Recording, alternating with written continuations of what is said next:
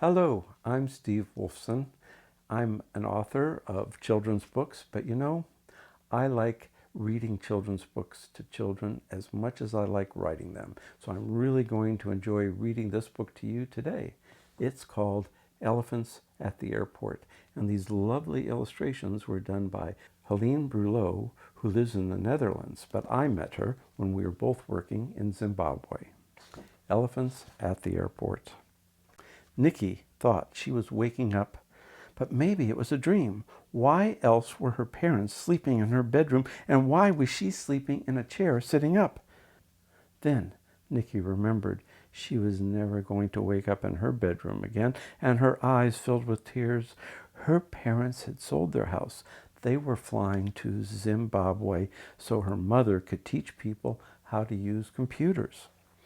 Nikki hated leaving her home, and especially her friends.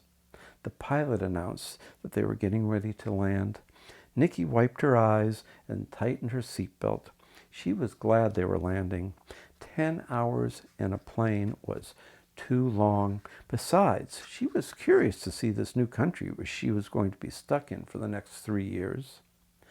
For months, Nikki had tried to imagine this country. Maybe her new bedroom would have mud walls. What if she couldn't put up her posters? What kind of food would she have to eat? What if they didn't have peanut butter? She knew one thing for sure. There would be animals. Lots of ferocious, wild animals. Nikki peered out the window as the plane taxied to the terminal. She was surprised that it looked like other airports. There were planes and trucks and not a single animal. The air felt dry and hot as Nikki and her parents walked across the tarmac. Nikki stopped and turned to have one last look at the plane. She would gladly fly another 10 hours if she could just go back home. Nikki saw something shiny. It was the foil ribbon she had tied to her suitcase, and the suitcase was moving off the plane down a conveyor belt. Suddenly, something reached up and grabbed Nikki's suitcase off the belt. It was an elephant. However, it was not like any elephant Nikki had ever seen or heard of before. It was a green, yellow, and red elephant. "Come on," called her father. "We don't want you getting lost." And he took her hand and tugged her toward the terminal, but Nikki didn't budge. She pointed towards the back of the plane. "There's an elephant. It took my suitcase." But by the time he looked, the elephant had ducked behind a truck. "Nikki, there aren't any elephants at the airport," her father said, smiling. Nikki knew he was wrong. They were in Zimbabwe, and everyone knows that Africa is full of wild animals. If there were elephants at the airport, there could be animals anywhere. Nikki's eyes were nervously scanning the baggage area. Nikki wasn't surprised when her suitcase with all her posters and her treasures didn't show up. She reminded her parents that the elephant took it. But after 2 days of traveling and filling out 10 forms about Nikki's missing suitcase, they weren't in any mood to hear about an elephant at the airport.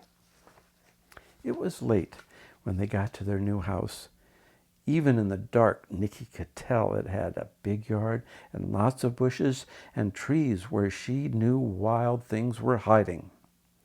"I want to see the inside," Nikki said as she anxiously dragged her parents towards the door. To Nikki's surprise, the house didn't have mud walls. In fact, her bedroom was a lot bigger than her old room.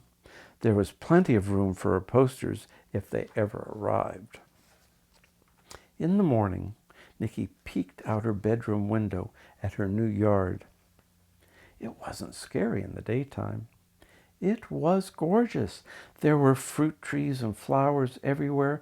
She was thinking how much it was going to be fun to explore when a lion burst into the yard. Nikki bravely watched the lion pace around, sniffing the air.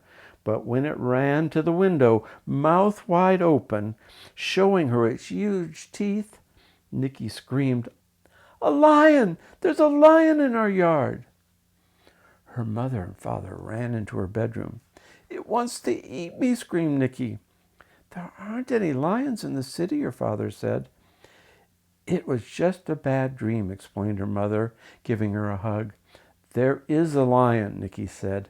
But when they looked out the window, the lion was gone. That is, until her parents left. Then the lion sprang out of the bushes, followed by 2 rhinos. Nicky stood by the window for a long time. It was fun watching these wild animals play, but there was no way she was going out to play with them. That afternoon, Nicky had to go shopping with her parents. She held her mom's hand tightly on the way to the car. Nicky tried spotting the lion or rhino to show her parents, but the animals were gone. As they drove, Nicky saw houses, stores, big office buildings, cars and trucks that reminded her of the city she used to live in.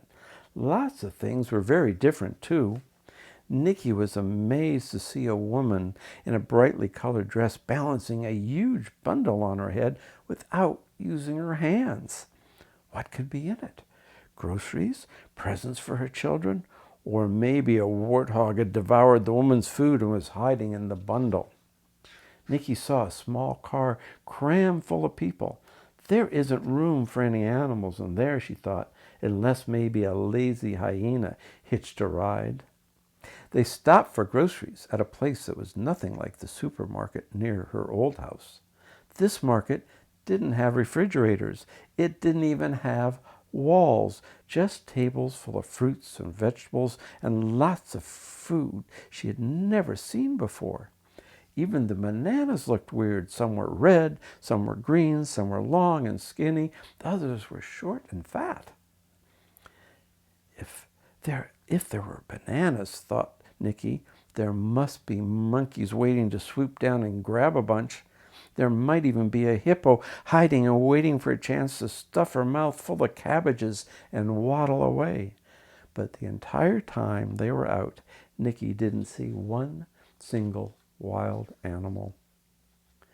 While they unloaded the car, Nicky noticed the yard was empty. Then, as soon as her parents went inside, 2 rhinos ran snorting into the yard, followed by the lion who was being chased by a whole family of baboons. Nicky scrambled for the safety of the house. The animals were afraid of her mom and dad. She wished they were afraid of her. The next morning, the animals were still there. More were arriving. A leopard, an ostrich, a couple of zebras, and a hippo. Nicky was laughing at the baboons chasing the ostrich when all the animals froze and then dove into the bushes. Just then, a big truck pulled into the driveway. A man went to the back of the truck and came out carrying Nicky's suitcase. Nicky was thrilled. Her posters and all of her treasures were finally here. As the man walked toward the house, Nicky saw something moving behind the truck. "Oh no, it's a giant snake," she thought. Then Nicky realized it was attached to an elephant. The elephant from the airport jumped off the truck and ran into the bushes. Nicky's father came into her room with her suitcase. Nicky wanted to tell him what else the truck had brought, but she knew that he wouldn't believe her. When he left, Nicky ran back to the window. She was disappointed. The other animals were back, but there was no elephant. Suddenly, with a loud trumpeting call, the elephant stomped into the yard, running straight for the lion and chasing it into the bushes. Next, it herded the rhinos out of the yard. When all the animals were gone, the elephant walked over to Nicky, put its trunk through the window, and let Nicky touch it. Nicky grabbed a packet of peanuts that she had saved from the airplane ride and fed them to the elephant. The elephant finished the peanuts, then reached high into the branches of a tree and pulled something down. She gave Nicky a juicy mango, patted her on the head with her trunk, and walked off into the bushes. After lunch, her mother said, "You can't spend every day in the house, you know." "There aren't any wild animals in the city," her father added. "We know it's different here," her mother said. "We're all going to have to get used to it." "So," her father said, "are you going out?" Nicky got up and walked to the window. The yard was empty. Then she saw the elephant's trunk waving to her from the bushes. "I don't mind going out," Nicky said, "as long as the elephant from the airport is here." Her puzzled parents were so happy she was going out, they didn't even say, "There aren't any elephants at the airport." They just smiled and said, "Have a great time." And she did. On hot days, the elephant that Nicky named Airport filled her trunk with water and gave both of them a lovely cool shower. Sometimes Airport would kneel down so Nicky could climb onto her back for a ride. Airport was always picking fruit for Nicky. There were oranges and papayas, bananas, and Nicky's all-time favorite, mangoes. Every day, Nicky's parents told her how happy they were that she was playing outside. They also reminded her that there were no elephants at the airport, or in their yard, or anywhere in the city. Nicky didn't mind. Having a secret friend was fun. One day, just as Airport was about to grab a plump mango for Nicky, a woman and a boy walked to the house. Airport sprinted for the bushes. The woman and her son Tonda had come to welcome Nicky's family to the neighborhood. Nicky wasn't happy. She wanted to be alone with Airport, but her father insisted that she take Tonda into her room and find something they could do together. Nicky got out some paper and colored pencils and started to draw. Tonda watched her for a while. Then he sat down on the floor and opened up the bag he had brought with him. It was full of pieces of thick wire. Nicky kept glancing up from her drawing, trying to decide what Tonda was doing as he bent and twisted wires. Soon Tonda had Nicky working with the wire too. Tonda asked what it was like where Nicky came from. She tried to explain building a snowman and ice skating. Tonda told her about the school they would be going to in a few weeks. He tried to explain his favorite game, cricket. When they were done, Nicky was thrilled. They had built a car. "This is great," Nicky said with a big smile. "Can I show it to my dad?" "Sure," answered Tonda. "It's yours." "Really? Are you sure?" "I've got 3 more at home," Tonda said. Nicky ran into the living room, pushing and steering the car. Her father was very impressed. "We're going out to try it. If," Nicky looked out the window, her dad said. "It's too dangerous for Tonda if," Nicky quickly interrupted. "We'll be okay." Then she ran outside, pushing the car. Nicky pushed the car near the house and kept glancing at the bushes. Then Tonda took the car for a spin. Nicky ran right behind him. Before she knew it, they were running next to the bushes. Nicky was having so much fun, she forgot all about the dangerous animals. After a while, she even forgot about Airport. Later, Tonda's mother came to get him. Nicky said she was sad to see him go. She felt better when Tonda invited her to play at his house the next day. After Tonda went home, Nicky kept racing the car around the yard. When she stopped to rest, she realized she was all alone. No parents, no Tonda, no wild animals, no elephant either. For a couple of weeks, Nicky played with Tonda every day. She was glad all the wild animals were gone except one. She really missed her friend Airport. One morning, Nicky's parents woke up very early, just as it was beginning to get light.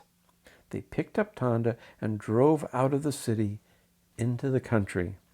Along the way, Nicky saw things that looked more like the Africa that she had imagined. There were huts with mud walls and thatch roofs. Women were pounding corn into meal with big sticks and wooden bowls. Children were playing with wire cars and pushing tires with sticks. Then they came to a park. It wasn't a park like Nicky was used to at home with a playground and picnic tables.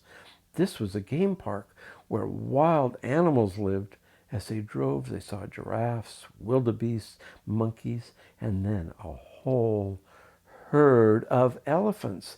The next morning at breakfast, Nicky said, I really love seeing those elephants, but my favorite animal in Africa is still the elephant from the airport. Look, Nicky, her father said, all elephants live out in the bush, like the ones we saw yesterday, and there are no elephants at the airport. Nicky's eyes filled with tears, and she looked away towards the window. She wiped her eyes, looked again, and started to laugh. You're right. There isn't an elephant at the airport. She's here, shouted Nicky as she ran out the door. Her parents looked at each other, then hurried to the window. They got there just in time to see Nicky disappear into the garden, following what looked like a green, yellow, and red elephant. Thanks for stopping by. I hope you enjoyed getting to meet Airport the elephant. Bye for now.